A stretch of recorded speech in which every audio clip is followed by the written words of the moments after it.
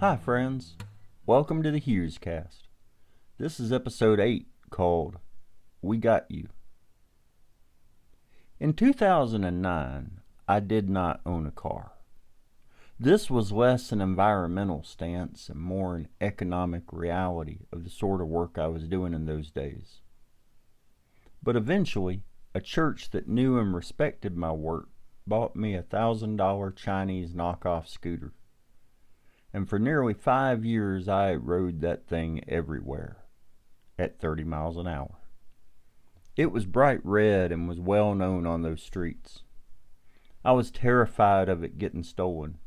The thing weighed less than 500 pounds, and 2 strong people could have easily put it in the back of a pickup in seconds. I had a cable, thick as a hoe handle, that I chained it down with every chance I got. This particular day was a Tuesday morning, and someone I knew had a court date for one of the petty crimes that only poor people get charged with. Trespass, most likely. And so I drove my scooter to the park downtown, and I parked it next to the light pole I always chained it to, and began walking toward the courthouse. I always did it that way.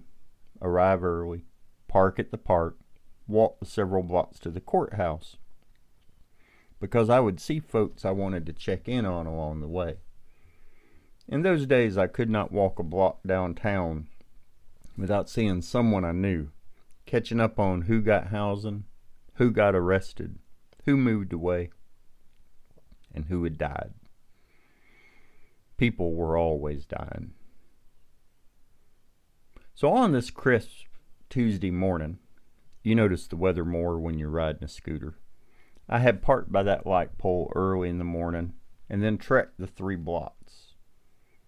I had many conversations and then sat in a courtroom waiting for hours for my person's case to come up. And then when I testified and it got dismissed, we walked together to the soup kitchen and ate a celebratory lunch put on by the Episcopalians, who don't always get it right, but their food is good and their heart is in the right place. Around 2 p.m., I drifted back to the park. I was spent and talked out.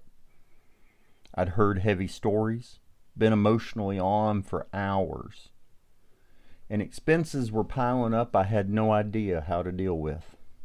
I was already dreaming of going home, taking a hot shower, and taking a nap. It was then that I saw the small crowd of people around my scooter.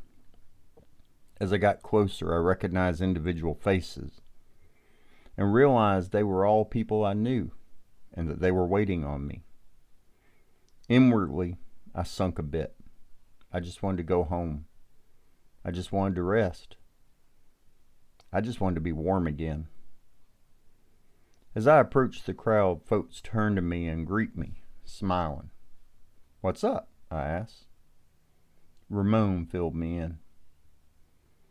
"You left your keys in your scooter when you parked it. Stevie here saw it, recognized it was your bike, told the rest of us. We all been taking turns guarding it until you got back." I must have gone pale when I realized how close I had come to losing that scooter. "Oh my God," I croaked. The guy we called Pops came over and put his hand on my shoulder. "It's okay, man. We got you. Nothing happened and nothing gonna happen because we got you. You got us and we got you. That's how it works." I hugged some folks, slapped palms with others, thanked everybody. They gave me a good-natured hard time, calling me rookie for making such a dumb mistake. We made plans to catch up at the soup kitchen that evening or tomorrow. And then they shambled off to their lives, and I got on the cold seat of my cheap scooter and putt-putted toward my cheap rented room, aware my life had just changed, and that I would never measure security the same way, ever again. I'm Hugh Hollowell, and I've been your host today. To find out more about what I do, please visit hughhollowell.org.